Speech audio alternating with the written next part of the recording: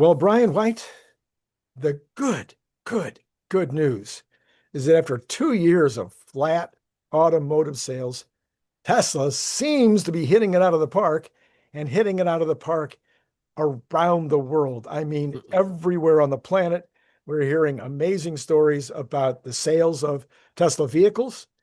And so I kind of wanted to go around the world with you on that. But, in order to sell them, you got to be able to make them. So let's start with capacity. Mm. Let's start with Fremont. I think you did an article the other day on Fremont being tighter. You did a YouTube video rather on Fremont being very, very tight for space, but Space constrained for sure. space constrained. But can they make the what's the number? I think on the website is 550. I think I've calculated 650,000. What do you think? They could. They remove the S and X line. That's going to have a negative impact of about 50,000. So I'm going to say we're at 500-ish. On those, and by the way, I thought the good news was that the weather's the same as yesterday for you there. That's pretty exciting stuff. I'm going to say, yeah, they're able to do little incremental things to make things easier. If you compare, for example, most luxury cars, Jaguar I-Pace has 30,000 parts. Model Y has 10,000 parts. Well, I just want another button. My friend, it's not a button. It's a different button for each of us. And next thing you know, you're back to the waffle iron of buttons. So simplicity is the key to high volume production. Fremont, absolutely 500,000. They're always able to squeeze out another percent or two. Fremont is one of the two factories Tesla has that makes cars that is absolutely at full speed all the time. Okay, so let's go with 500,000. Let's move on to Texas. I think they've probably only been making around 350,000 cars. What do you think they could cars and Cybertrucks? What do you think they could make? So I don't know if they're even at 350 Wow. because once you lump in all the China numbers, China's very big. What could they make? Well, they're not making enough Cybertrucks at all. It is problematic. We know they could make 50,000, 100, probably 250,000, but they're running one shift 4 days a week, and it's not even, get that up, bump that up to four shifts. You could easily get to, what did we see last quarter? 12,000. You would not just quadruple that number to, 40, 50,000, but you have inefficiencies when you start and stop the line at the beginning and end of each day.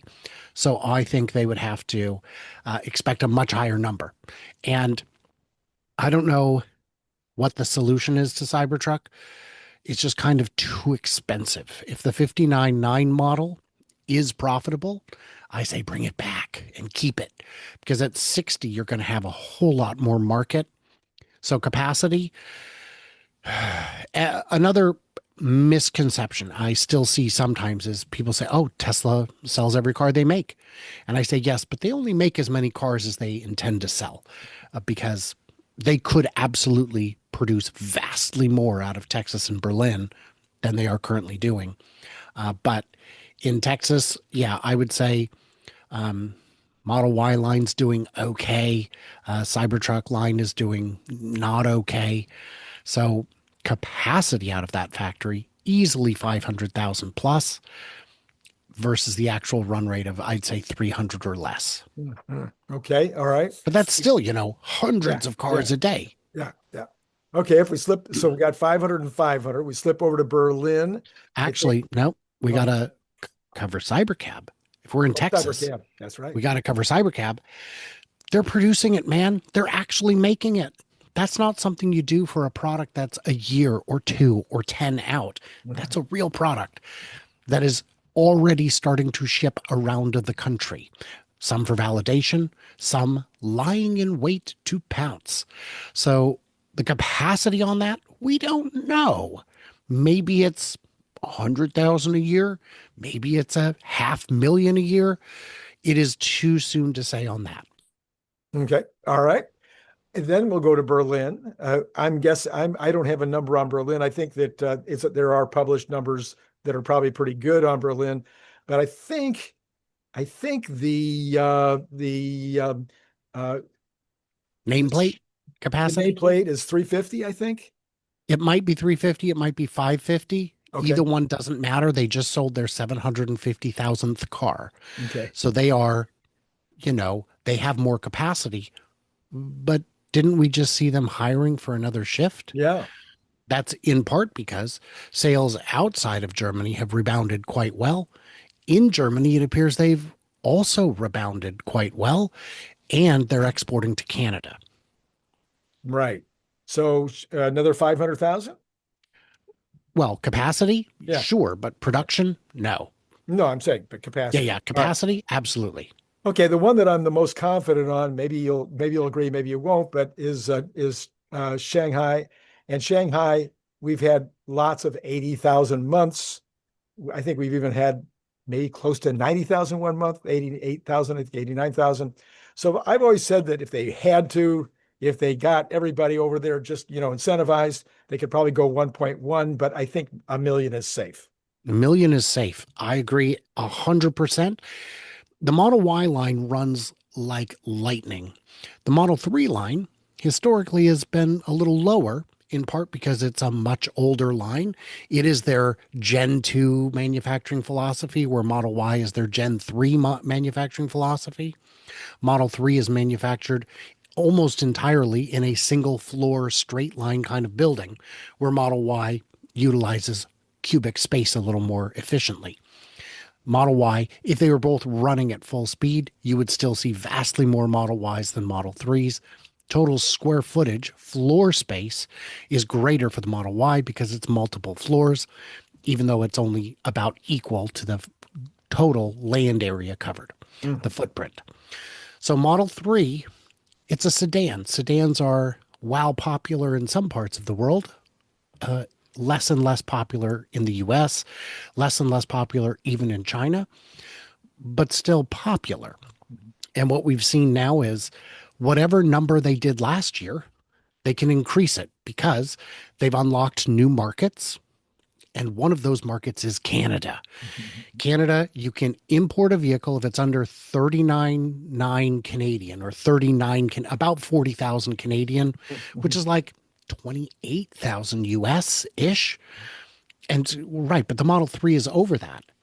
It's not the retail price, it's the import price. Mm. The import price is below the cap. I see. So as long as you sell half the cars are Model 3s out of China, the other half can be Model 3 performance, Model 3 long range out of Mm. China Mm. still counts. Mm. And then, of course, they're bringing in the Model Ys from Canada. And as I said on your show yesterday, Canada is the only country that's gotten Model Ys from all three countries that Tesla makes them. It's kind of fun. Okay, so overall, then I'm looking at 2.5 plus million is the capacity without a lot of additional work. Mm-hmm. That doesn't Without count, of course, substantial retooling, without just with substantial staffing retooling, changes. are really jamming, making sure that, everything's just at peak performance. So somewhere between 200, I mean, something over 250,000, 2.5 million. And a 2.5 million, that means we could easily have a 30% bump this year without strain.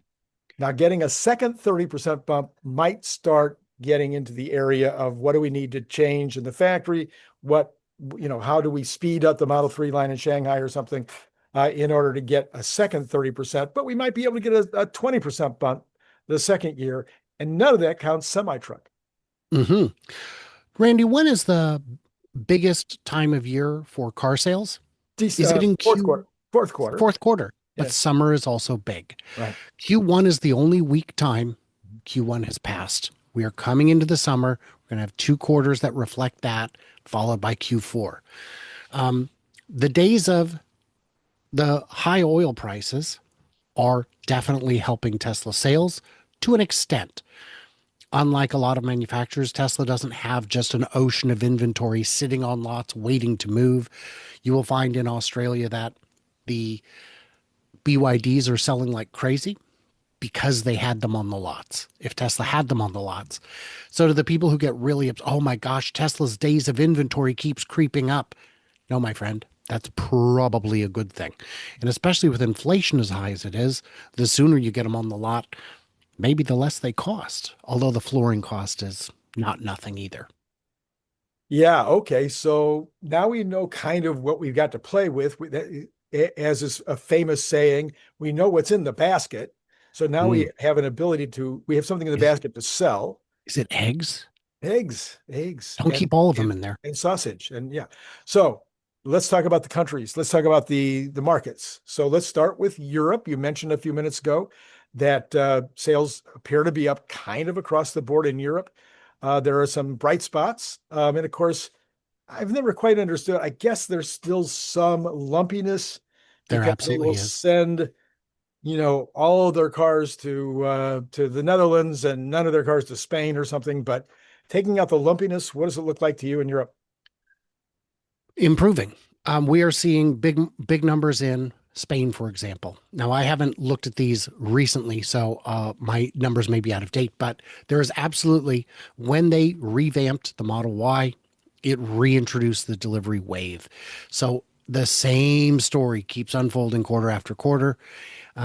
Month one, oh my gosh, Norway sales fell to zero. Month two, oh, actually, they're okay. Month three, unbelievable. Number one again. I can't believe it's been so many years of trying to explain this, but it's difficult to explain something to someone when their job requires them not to.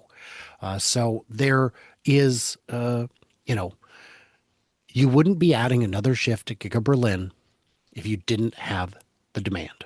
Right, right. That's To me, that's just the end of the story there. We see the same thing in Korea. They have delivery waves. Korea, I don't know how many people know this, but Kia and Hyundai make up 70 to 85% of the market in any given time period.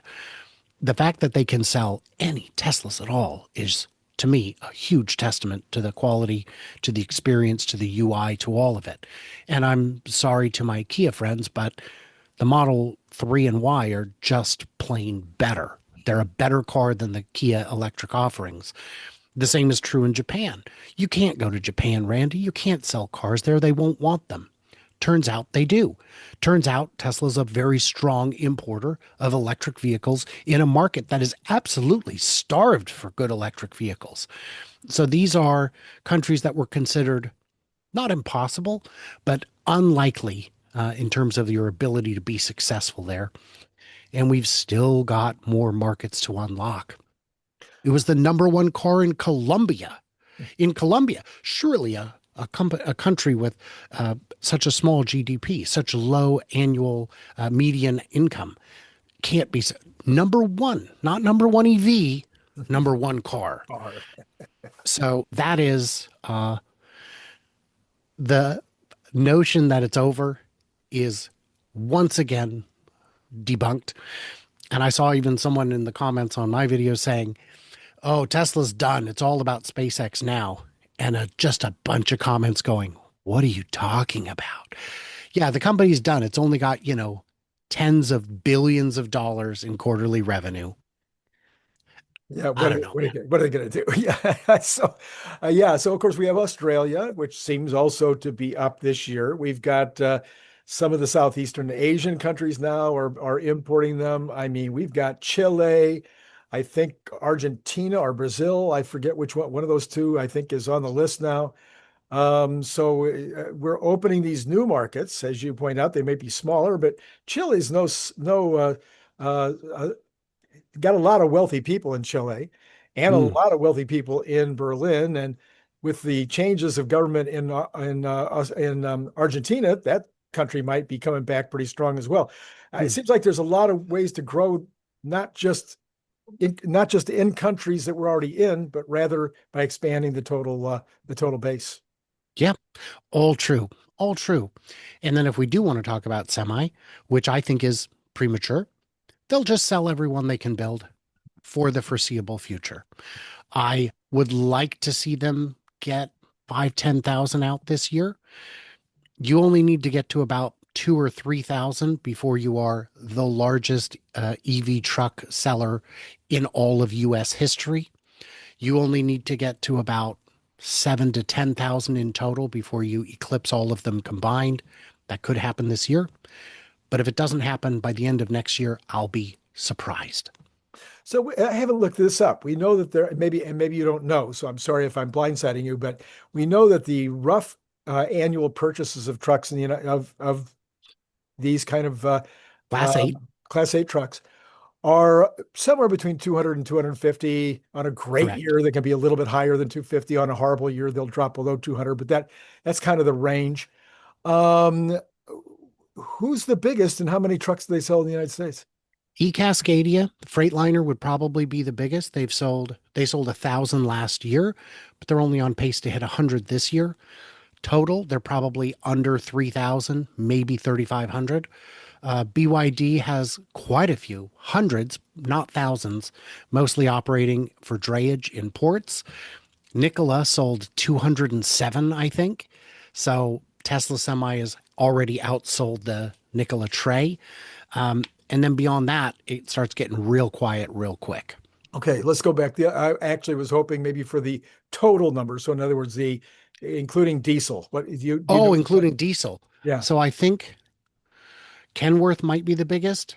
But to become number one, you'd probably need to hit about 50,000, 40, 50,000. Okay. All right. So we could I see. haven't looked it up recently, Yeah, but that's the best of my Yeah. recollection. Well, when you got 200,000 total and you got a few big players, I mean, Daimler, Kenworth, et cetera. So there's, Yeah. Mack, Peterbilt. Yeah. yeah. So that's probably a solid number. All right. What about cyber? What's your any news? What is your thinking at least about Cybercab and Semi in Berlin? Do you think both of those get made in Berlin? Is there any evidence of buildings or things that would support a future there? So I believe at some point both of those will be built in Berlin. We do have a big clearing to the north of the site by the train station. You don't put a train station there if you're not putting a building right next to it. And in Berlin, because the activists are aggressive and often successful, the second you get a permit to take a tree down, you take the tree down because then you can't get stopped later. So they've got, that's all there. We know that they're making 4680s on site. What are those for? I mean, you can put them in Model Ys, but they're designed for Optimus, Cybercab, and Semi. I think it makes perfect sense to make your semis in Berlin, but I think it makes good sense to make your Cybercabs there, but not necessarily. I mean, shipping something that much smaller is not as costly and complicated as an entire semi. So, and the import tax on it would be quite reasonable because the cost is quite low. But I think they would still choose to localize production as they have with everything else. So those I'm confident are coming, but we haven't seen anything that officially confirms it. Well, there is an official confirmation, I believe, that Elon or some top exec has said, may have been the guy who runs Berlin, said that the Semi will be coming there, but there's no groundbreakings. There's no movement. There's no Until movement. there's movement, we don't always know. Yeah. Okay. All right, Brian. Any last thoughts with regard to this massive increase in sales? Nope. I will remind folks that June 5th and 6th, I'll be in Muskegon, Michigan. Come join us for the summer meetup hosted by the Tesla Owners Club of Michigan. On 10/10 is the big event in Austin. Tickets are going fast. Get those while you can.